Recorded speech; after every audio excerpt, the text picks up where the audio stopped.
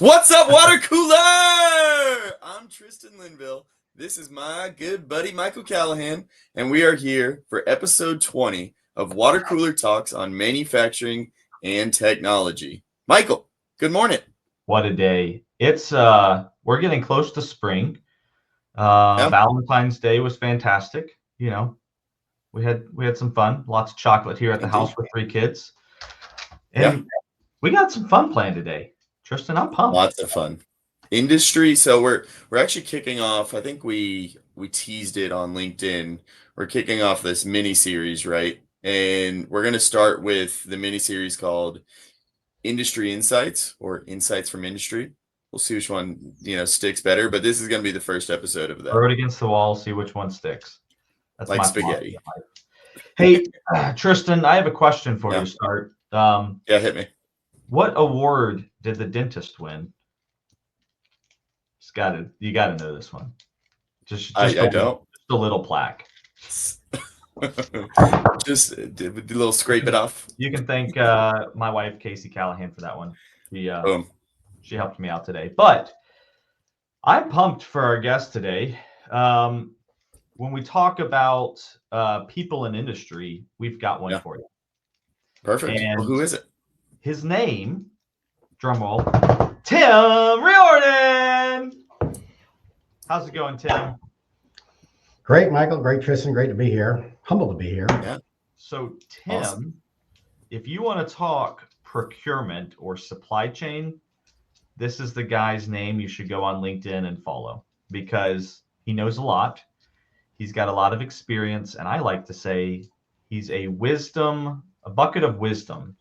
We're getting close to St. Patty's Day, so there's pots of gold. This is a bucket of wisdom for you. So, Tim, thanks for joining us.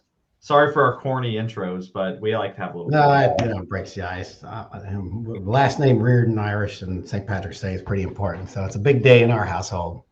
Amen. Same here. I actually, behind me, you can't see it, but I have a 3D printer. It's been printing green shamrocks all day because we're going big this year. There you go. I could have bought them much cheaper on Amazon, but you know what? 3D printed, baby. It's the effort. Oh, goodness. Well, Tim, how about you kick us off just with like a little high-level introduction, who you are, what you've done, that kind of thing. Okay, as Michael and I have worked together. Tim Riordan, I am the Director of Procurement for WICA here in the USA. WICA, if you're not in the instrumentation space, is a company you've probably never heard of. We are a privately held German company, 75 years old, about 11,000 plus employees globally. But we are very much, we are a leader in the instrumentation space. So if you need something measured, pressure, temperature, flow, level, force, we have an application for it. Most people never heard of WICA, but you probably come within 25 feet of a WICA instrument every day of your life. We are at Starbucks. If you know anybody has had an angioplasty done, that 90% probability that surgeon used a WICA gauge and they're blowing up that balloon in the artery. Those are made right out here. In building systems, heavy equipment, we're kind of everywhere. And that's part of, I think, the backdrop of kind of my point of view is, I come at this procurement supply chain space with a middle market background. And in my mind, the middle market, while you may be a market leader in your space, in your niche, I mean, it's largely almost a faceless, world, right? It's you're here in Atlanta, you got Delta, Coca-Cola, you got these, just huge companies that everybody, kind of worldwide renowned brands. And when you get in the middle market, if you're not in those spaces, there's a lot of companies you've never heard of, even though they are very much the thought leaders in their space. Absolutely. At some point we may get into supplier collaboration, but I think the unfortunate reality is sometimes because of those big players, this whole supplier relationship tends to have a bad rap. But the reality is, and I've seen it with you, there's a lot of good that can happen. We were talking a little bit earlier about how there's ideas and things that suppliers can do for businesses, but also things that, you can share to help them out. And I think when both are beneficial, we would call that mutually beneficial. There's a lot of good that comes out of that. Yeah, I agree. I mean, I think, again, being in the middle market, you are rarely the 800-pound gorilla. You're, putting suppliers in a headlock and, trying to squeeze them on margin points really is not a long-term winning strategy in my mind. I mean, you need to have relationships, because that supplier that you need to be cost effective one day needs to bail you out the next when, there's an unexpected spike in your business, and, all of a sudden a customer gives you a whole bunch of demand that you weren't anticipating. You need suppliers that are willing to kind of spin on a dime for you to help support that need. And, alternatively, as you are trying to work through technical challenges, I mean, those suppliers need to, you want suppliers that are going to engage with you to help you solve that problem, whatever that is. Yeah. When I was at Interface, Interface is is a company here in Atlanta that manufactured commercial flooring. And what was cool about Interface was, in '94, the founder of that company, who was a perennial entrepreneur, set the company on a path to have a zero footprint on the environment in 2020. So, Interface was probably the first brown company that was trying to make itself green. And you talk about trying to plow, unplowed ground was just crazy, because, you were literally trying to come up with ideas and innovate. And when you look at the footprint of a product, and if you look at it from the time something comes out of the ground, out of the wellhead or whatever, through its conversion, through its use in your factory, and then out the dock door, 2/3 of that footprint was incurred before anything hit our dock door. So you had to be engaged with suppliers to help move the needle on your overall footprint. So kind of pretty indelible in my mind around, you don't know what you don't know, and you need to kind of rely on the expertise of the people upstream of you in their respective niches to help you drive value, innovate, and move the needle. I love some things you just said, and one of the things that I get so excited about, probably to a point where people would probably do make fun of me. Tristan actually probably makes fun of me on this, but like, technology to me, these business applications are just so exciting, because like you were just talking about, we want to go from brown to green, I think is what the terminology used. And the reality is, like, you need something supporting that from a technology standpoint, typically, right? Because there's things that have to happen to be tracked, and then you have to get your data, you have to make sure that the system is getting the right variables and putting them in play. And I'm curious, from your perspective, you've been in procurement for some time, and you have a lot of experience. Can you talk about the evolution of software from what you've seen, and also lead that into, like, what is most exciting to you about the future of software technology business applications? Okay.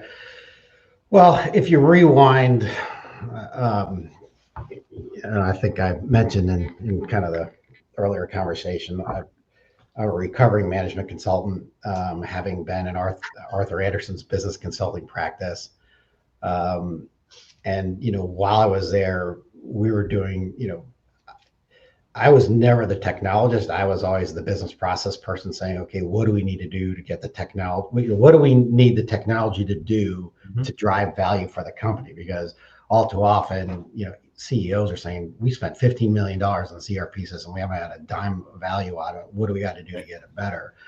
And then even correspondingly, as the Arebas of the world started to come into vogue, it was, how do we control what we're buying? How do we manage that? How do we control that process? Mm. And so if you kind of go back to the earlier days of the e-procurement systems like Ariba and and how they've evolved from there, it's crazy. There's a and as it has evolved, I mean, the array of solutions has just grown exponentially.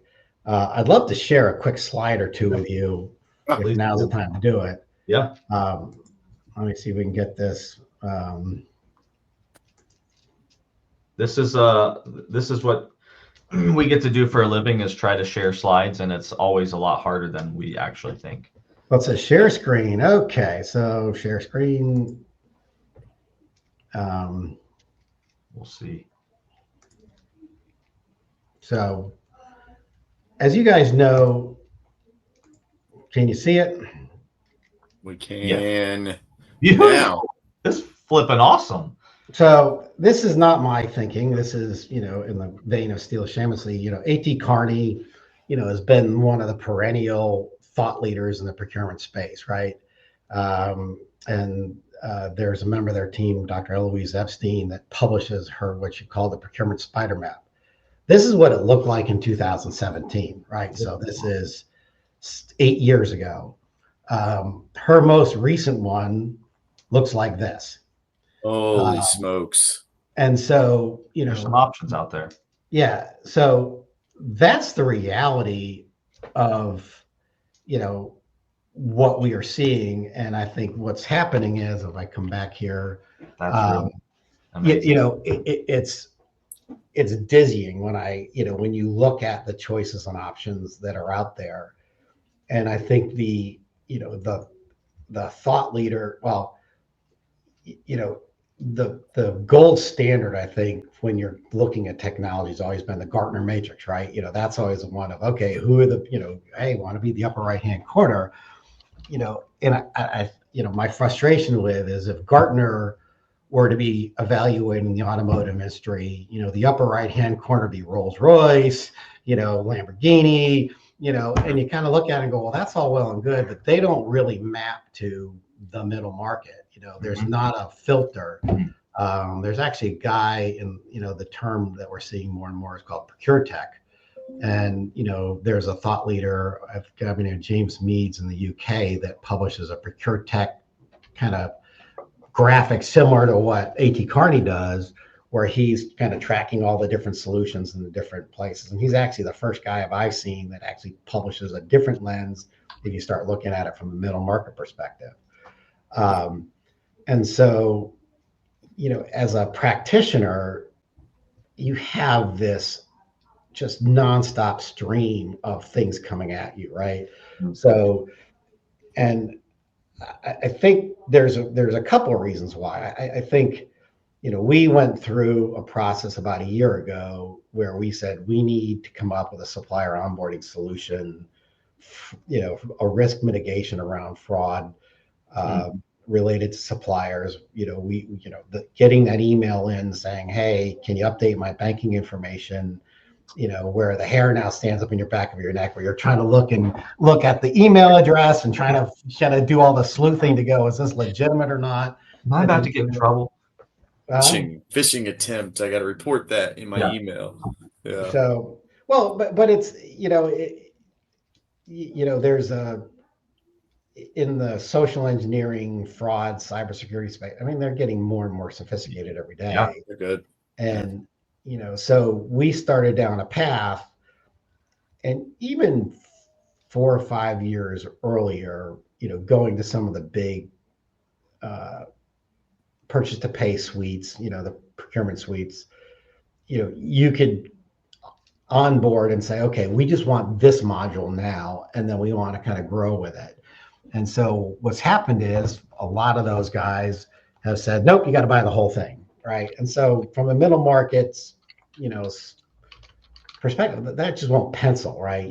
We can't take a multi-$100,000 license on and only use a small cross section of it. That just doesn't make sense. And I think that commercial model has spawned the evolution of those maps that we just saw, where it's just like, there's a lot of great people out there with great ideas, great solutions, great technology. And I think generally, each company's needs are unique, and maybe the priorities of what is important to them are, um, are going to be unique as well. So, what may be important to me and kind of what's the hot button issue that I'm trying to solve for may be very different than the company that's right next door. Yeah. So, I think the challenge that you have is if you're trying to swim upstream and try to find that solution, um, it's now trying to go through the whole due diligence and trying to find out, are these people legit? Are they going to be around? How many people?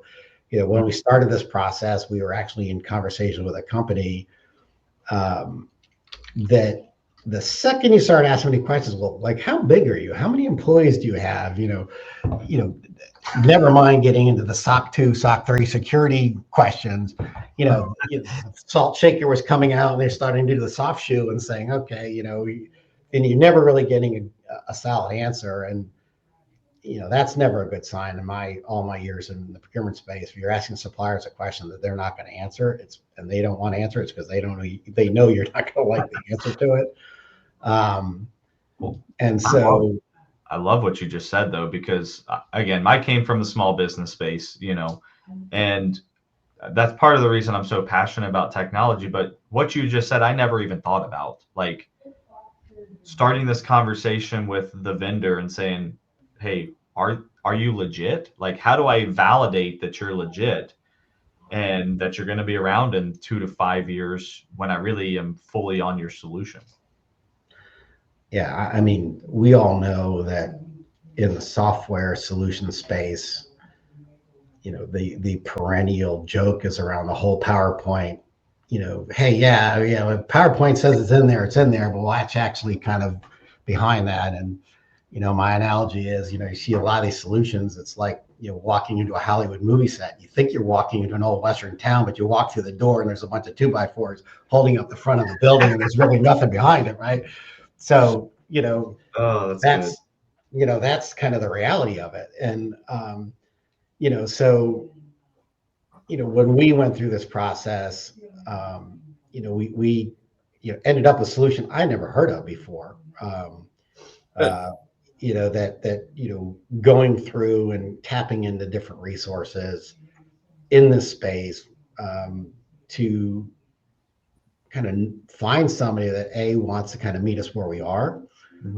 Find somebody that has got a commercial model that fits with how we can work, and I think that is critical. And I think when you look at those eye charts of logos, it's there's probably the solution that works for me may not work for you all, right? So that's kind of the challenge that you got to always work through. Well, and I'm curious because you've done this multiple times. I'm confident because you've been in the procurement space for a while, and there's a lot of, I think the hardest part for a lot of companies, and we see this in the AI world, is like, where do I even start? Like, I hear all this stuff. I know I have a problem. Where do I start? And could you maybe, like, if my former career, like I'm struggling, I have this challenge, like, tell me, where should I even start? Like, how do I get to where you are with that selection of a company? Well, I think the first step is getting a real clear understanding of what's the itch you're trying to scratch. What are you trying to do? And I think when I'm always in the process of going through an RFP or process, it's about getting all the stakeholders in a room and let's get on paper what we want, what we don't want. Because what happens is if you don't have a real clear picture of what it is you're trying to solve for, and then you start marching people in, you get confused, right? Because you get the PowerPoints, you get all the sizzle when these folks come in, and you can get your head turned around pretty quickly if you don't have a real clear understanding of what you're looking for. So to me, that's sort of the very critical first step, is being crystal clear on what it is you want, what it is you need, and use that as the filter as you're evaluating different solutions. Oh, that's good. I like that. I love that. I mean, I start pretty much when I get the opportunity to engage with clients. That's one of the first things I ask them is like, what are your outcomes? What are you trying to achieve? Because I'm just a tool to allow you to create value in your business. I can provide that tool set to you, but we have to make sure that that tool set matches up to the benefits that you're trying to get out of this. And so I think that's a fantastic place to start. So I guess, from a practical standpoint, okay, you go through the selection. So in your world, I mean, in the procurement world, what do you kind of see as the most critical business systems for your team? This is probably going to be a little bit contrary to this conversation. Sure. In the sense of, I know, when you kind of go back to that logo slide, I mean, Mm-hmm. the what's critical to me will be very different critical to the next company down the road. Right. From my perspective, and actually, I got another slide that I'd love to show you guys. Yes, After the I'm last in. slides, I want to see it because that's the kind of, So, again, that's the reason I love that slide is that's exactly the reality in today's landscape. And it's Correct. not changing. It's getting even more complicated. And it's helping businesses understand, like, look, that's complicated, but maybe fine tune your focus or tailor your focus in these areas that are most impactful to most businesses, right? But Sure. it does. yeah, I mean, I know, from a, from just a, I guess, energy buzz hype perspective, AI is getting so much, so much. Yeah. And I've spent a fair amount of time over the last couple of years trying to go, okay, where can I leverage this today? Right. Agreed. And I know in the contract space, that's probably where it's, in my sense, where it's most mature. Where you can run contracts through these models and they'll come out and tell you where the language doesn't quite fit what you want. I mean, to me, that's where pretty slick. I know from a procurement perspective, if you've got a very dynamic supply base, some of the taxonomy spend management tools can be pretty valuable. In our company, it's not that dynamic. So, the challenge is, does it make sense here, but it may make sense down the road. And, Right. I've been to a fair amount of these seminars, webinars, conferences. I spoke at a conference last year. And, there's so much hype. And when you try to find the sort of where are the tangible use cases of, okay, where did somebody use this tool to go, drive X business result? There's not a lot of content out there. And I actually sat with one company, in one of these breakout sessions where they were trying to say, well, what problem are you trying to solve? And let us try to figure out how to come back with a solution to that. So there's definitely a gap.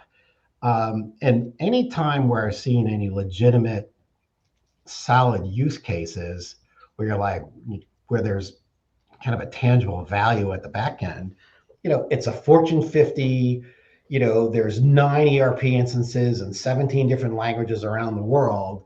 And you're like, okay, yeah, I get it, but that's not my environment. So you kind of walk away with, okay, that's cool, but does that really work here? Yeah. So to kind of come back to your question, let me go back and try to present here. Share screen. I knew you were a bucket of wisdom. This has been so informative and great. So thank you.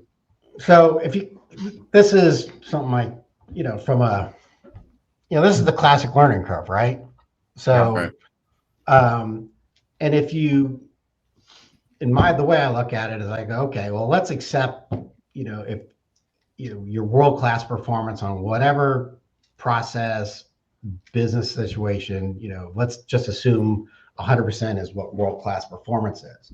So to kind of come back to your question, Tristan, when I look at it, I firmly believe you can get well along the way to, that world-class performance by blocking and tackling, like doing the basics well, whether it be having your team well trained, having processes that are dialed in, having, solid decision making, and using those tools that that you have at your disposal today, just running the wheels off of them.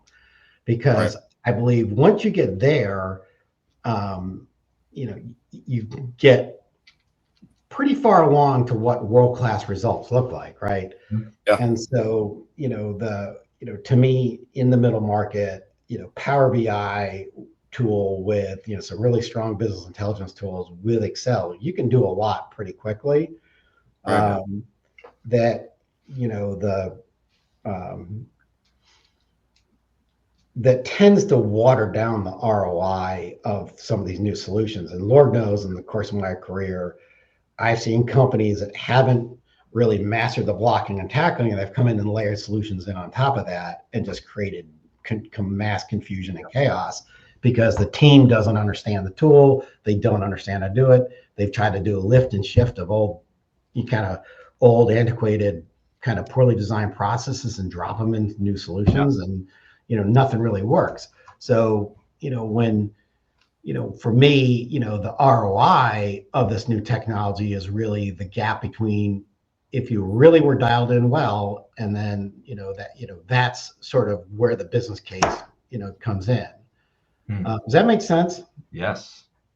I mean, I love that perspective, and I think the way you're framing this too is super interesting. Of framing those buckets of mid market versus like big enterprise versus like small medium sized businesses, maybe smaller than the traditional mid market.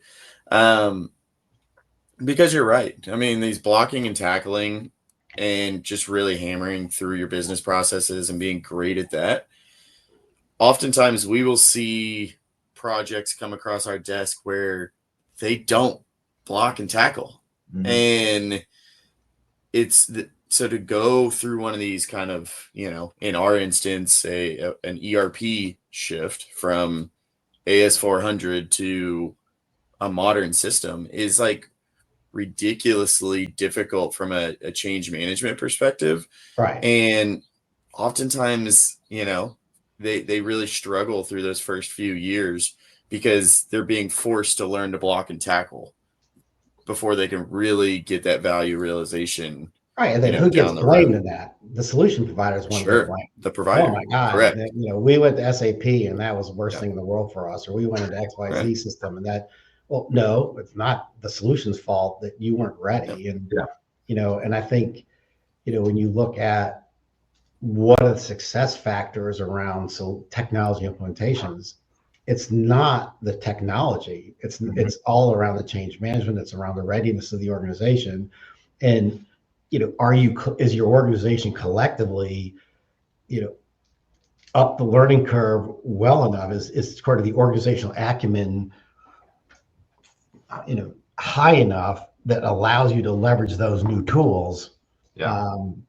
Because as I'm sure, you've run into situations where, instinctively these guys aren't ready to do this, right? Right. Well, and then you're like, okay, I know way back when, we were brought into, when I was at Anderson, we were brought into a manufacturer of licensed apparel, right? They'd make hats like what you're wearing today, Michael.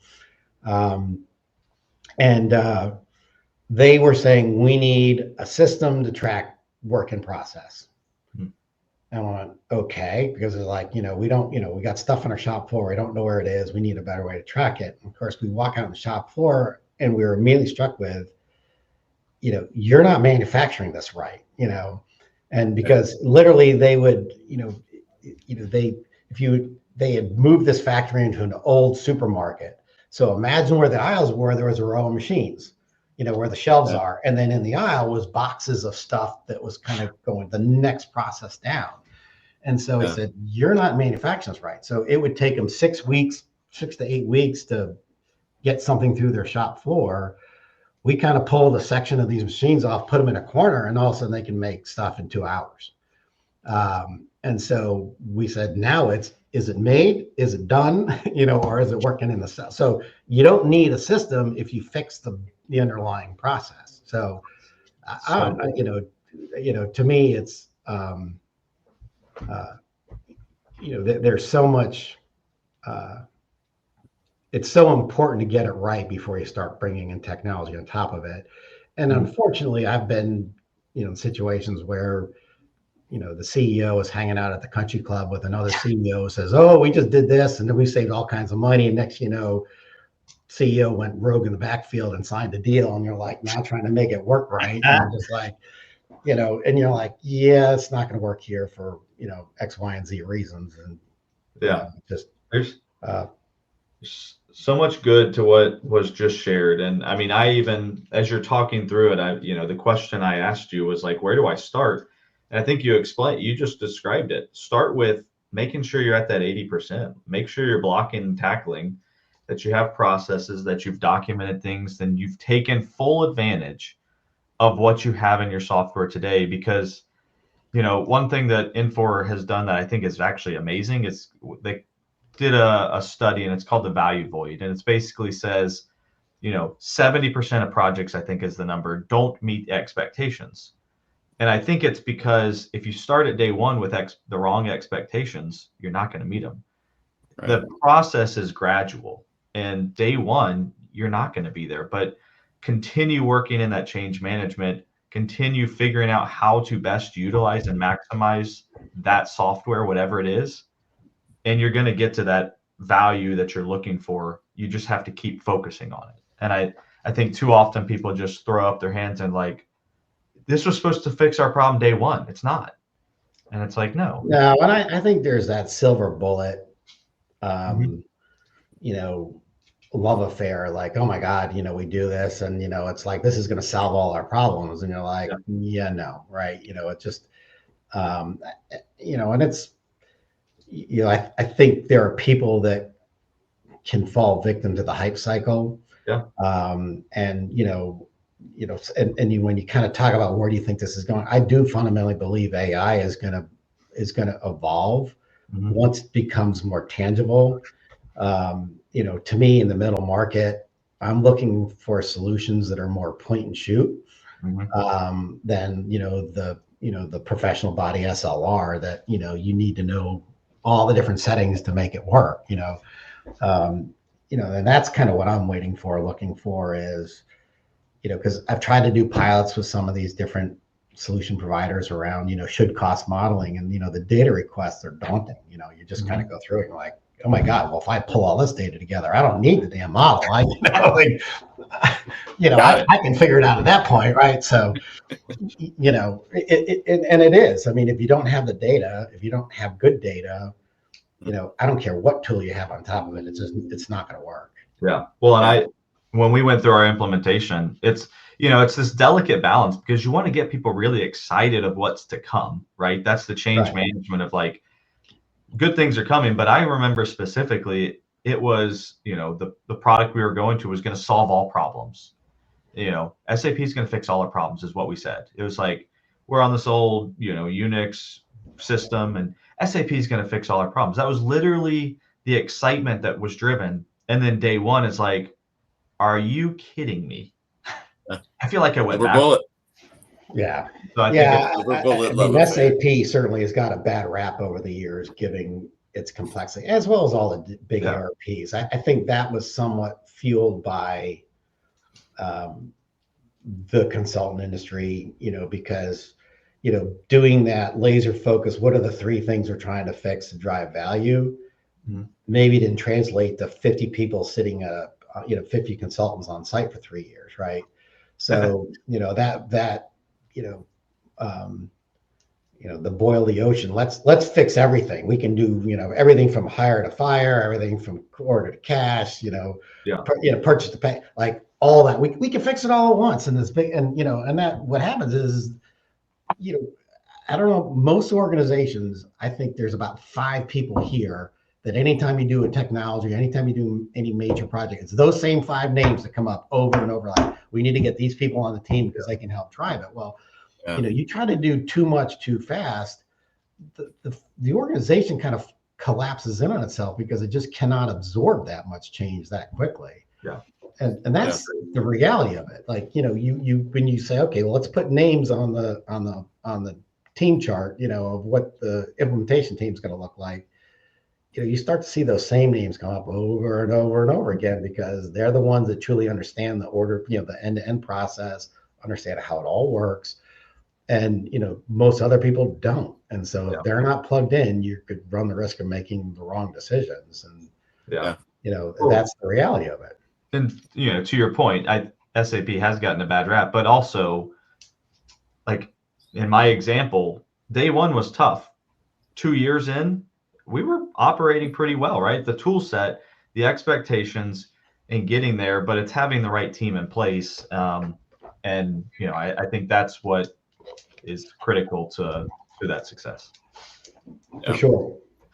So kind of, shifting gears away from, the value and project aspect of this conversation, let's shift gears to industry a little bit and just kind of see, based on what's going on in the world and the economies, like what are you seeing that are maybe like new problems? I mean, we were mentioning it earlier, tariffs that are coming down. How is that really affecting the world of procurement right now? To me, it's, the tariff conversation is really about trying to get visibility to what's changing, trying to get, kind of being able to identify the hot spots and the ones that are kind of materially going to impact your business. And then what do you do about it? Right. I think, for me, trying to, there's some segments of our business that, we're not, we're just going to have to take it in the teeth, right? It is what it is. We can't make that move. We need to know about it. We need to be able to understand that and account for it for sure. But then there's other ones where, like I said, we can start to look for alternate sources, alternate solutions. And, they said the old adage of nothing fixes high prices like high prices. I mean, people are smart. They're going to, the organizational antibodies are going to kind of start to find those other, lower cost solutions, whether they're short-term, long-term, but, we've already reached out to a lot of our key suppliers upstream to say, okay, let's, where are you potentially relying on steel coming in from overseas? They're already on it. I mean, everybody else has already kind of got their ear to the ground. Sure. I think what we're, trying to identify that, as I said earlier, what we have in our system doesn't really matter. It's what the supplier has in their system. Hold on a second. Yeah. What I get excited about is just this whole idea of, like, to your point, what do I do about it? I love the idea that I can go back to my, like, what systems do I have today and how do I utilize them and maximize them to benefit my organization? And if I can't, then it goes back to that, okay, what's next? Yeah, I think to me, the decision support is probably the mission critical stuff. For us, trying to get visibility into those hot spots to know where we need to move. I mean, I think one thing's great about this company is very nimble. When, the way we're structured on the procurement side, I mean, we have a global team, so we can,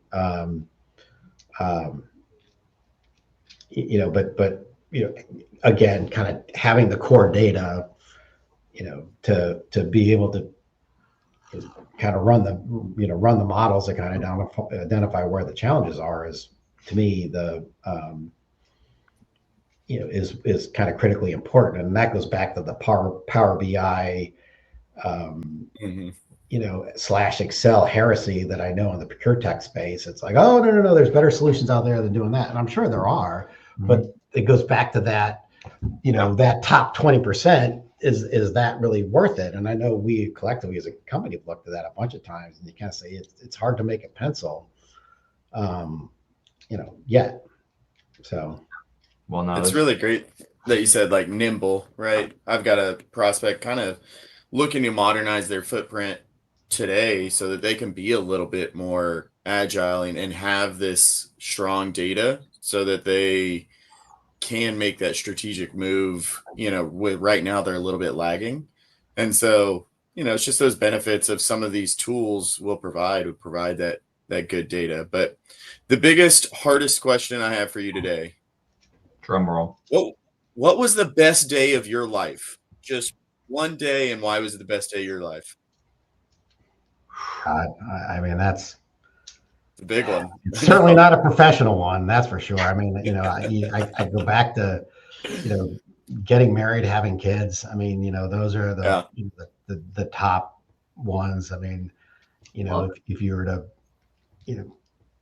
kind of take all the personal things aside and talk about, professional, there's,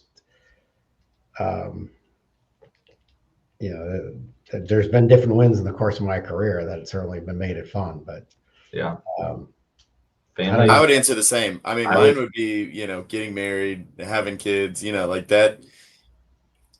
This is why we work, right? So I don't know. I'm right there with you. Yeah. Well, Tim, this has been incredible. Yeah, awesome. Appreciate it. A lot of fun.